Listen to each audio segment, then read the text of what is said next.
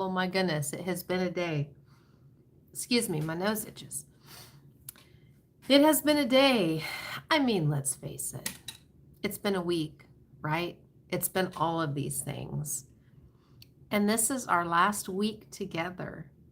Well, at least talking about Galatians 6:9, because we've been doing that for 8 weeks, 7 weeks, excuse me, and we're going until 8 weeks. So this Friday, it's done.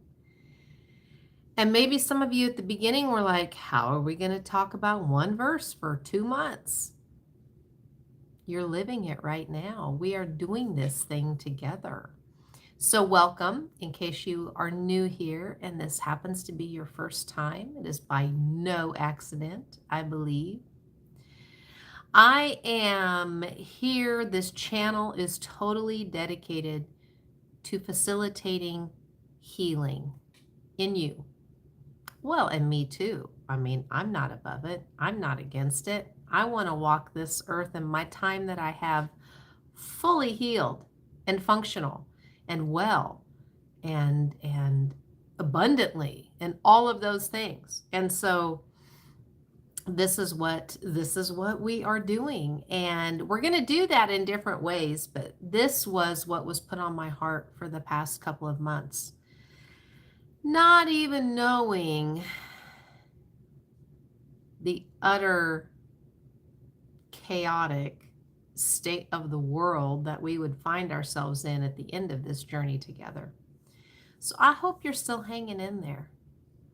I mean, not just like with me, that's awesome. Like, I did not think that I would have subscribers necessarily because I am new to this YouTube experience. I don't know how it works, but I know that 120 some of you have subscribed and you've liked these videos. And so I feel like I have new friends, and that's awesome.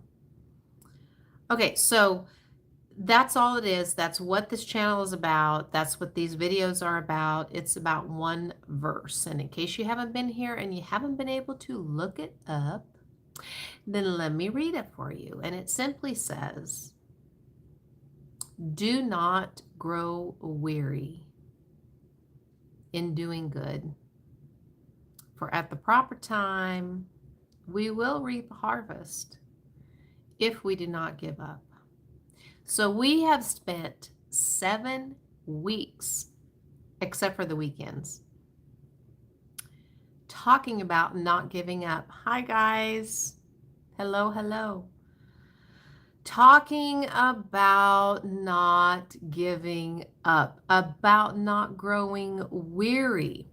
If you'll notice that Paul kind of puts this don't give up as one slice of bread and don't grow weary is the other. And then in the middle, it's like building us up and exhorting us and saying, oh, don't give up. Don't give up. Don't grow weary. You're going to have a harvest. You're going to reap a harvest if you don't give up. But here's the thing. Sometimes we get stuck in the middle of these things that we are going through, and we just feel pretty hopeless about the whole situation.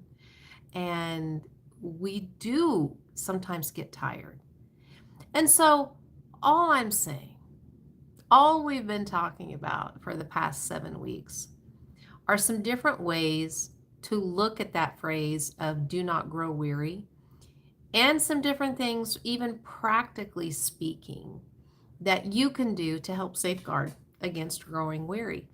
But honestly, the biggest part is just still deciding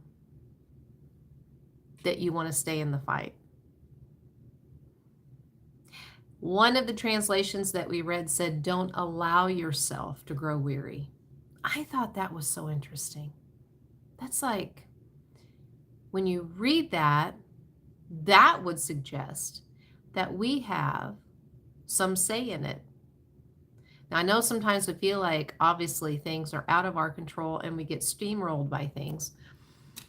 But this verse is telling us that we would have a measure of do not grow weary, and that's up to us.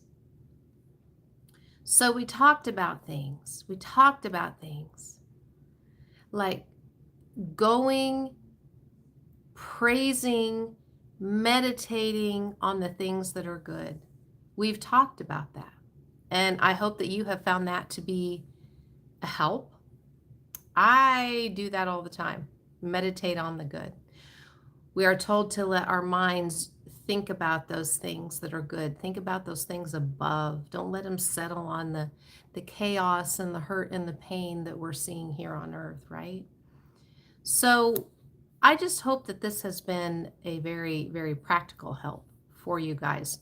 Now, this week, what we're going to do is we're going to end up with the last part of the verse, which says, if you don't give up. And I think that is a beautiful way. It's a beautiful way to not only give ourselves a dose of reality, but it's also uplifting. It's also uplifting that the Apostle Paul is telling us to not give up. Now, the reason I find that so uplifting is because of who Paul was. And for the first part of his life, he was chasing down these believers of the way, this new upstart religion that had had their leader crucified before them, speaking of Jesus. And now all of a sudden he was like, look, these guys are heretics. They have got to go. And he was public enemy number one. Like, you did not want to say that you were a follower of the way of Jesus, because Paul would come and kill you. And he did. He was part of the first martyrdom of the first disciples, of the first followers of Jesus. He like held their coats when they went to town on poor Stephen. But here's the thing. So this is Paul, who had this miraculous conversion, and he's the one that's telling us this. He's the one that came to see the light and spent years studying and letting these things get deep into his heart, letting these good things get deep into his heart. So he became one of the champions of the way, the very movement that he had tried to stop previously. It's a fascinating story. It is, but just for background sake, that is who is telling us don't grow weary in doing good. So there's some validity behind that, right? There's some things that make us sit up and take notice when Paul speaks of such things. So I imagine, like, if Paul's the one writing this, and he has been jailed and beaten and mistreated, and he's telling us these things that are still for us today. And he's the one that's saying, don't grow weary in doing good and don't give up, because there will be a harvest. You will reap a harvest if you don't give up. So I wonder if at any time in his life he grew tired. See, these are the things that I think about. If he did grow tired, it was obvious that he found a way to keep going, because he wrote more after this is done. Okay, so here's what I'm saying too, is that it's possible. It's possible to keep going. It's possible to not grow weary in doing good, even if you grow weary in the natural. And so I wonder where you're at tonight. I love asking you guys. And it's not that I am grading your answer. I would love for you to have your own conversation with Papa. That's what I call him. But just have this conversation of where you fall with all this, where you stand with all this, what you think of growing weary while doing good? Do you even have a desire to do good? Let's start there. Is that important to you? Do you think that that's something that you want to try to do? Maybe that's a foreign concept. You're like, I don't grow tired in doing good because I don't really think I need to do good.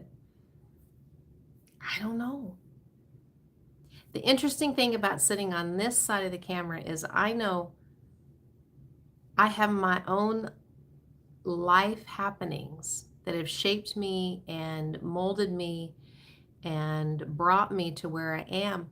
But I am fully aware that everybody who hops on here, whether it's for a second or whether you've watched every single video beginning to end, you have had same experiences. You've had experiences, not the same ones, but you've had experiences that have shaped you as well. So here I am on this side, just running in the lane that I've been given. Just being authentic and real and just telling you not to give up. Telling you not to give up. That's what I mean. That is the whole point of this verse that we have been talking about. But I would also like to add that he says, don't grow weary in doing good. So if you're not doing good right now, try that. Like, be sure you're doing good, and then don't get tired of doing the good.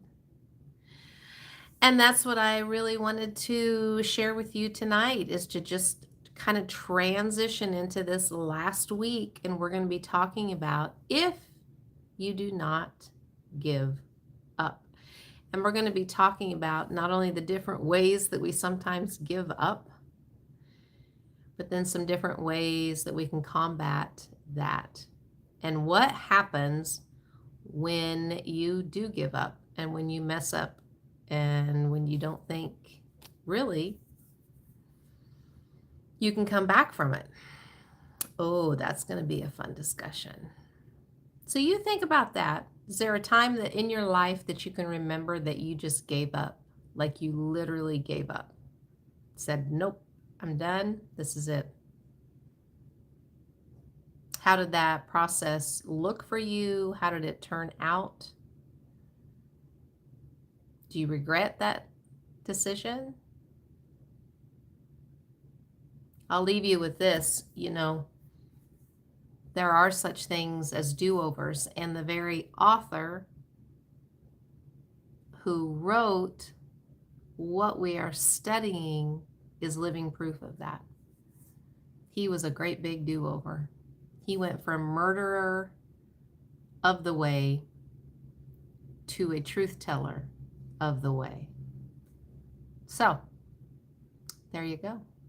I hope all of you have had a great Monday. I'm going to be so sad on Friday. It's going to be our last time. But in the meantime, if you catch this and if you want to see more hope and healing, just hit like and subscribe. And if you want to find out more about our ministry, you can sure go to amyallmon.com and you can find everything out there that you would need to know. Just know that I love you so much, and I can't wait to talk to you tomorrow. And we'll continue to look at not giving up. Take care. We'll see you then. Bye-bye.